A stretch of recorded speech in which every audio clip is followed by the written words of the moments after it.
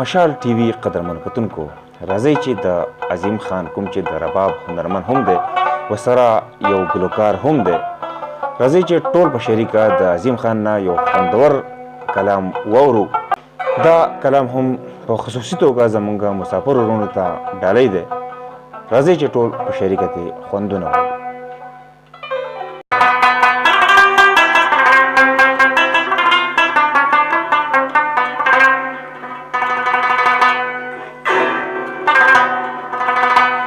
ما پتا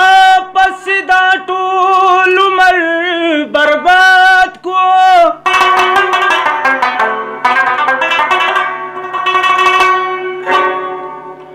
ځان می خلکو تخکار لکه پرات کنو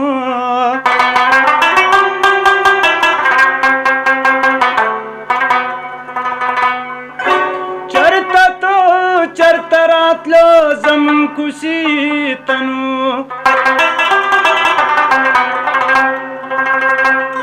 شکریہ چې پروانه نسیم دی یاد کو ستړی راغی بې ارامه او غېږه ورکه مسافر دی د پرد کلی ماښامه او غېږه ورکه مسافر دی راغی بې ارامه او غېږه ورکه مسافر دی د پرد کلی ماښامه او غېږه ورکه مسافر دی او د پرد کلی ماښامه او غېږه ورکه مسافر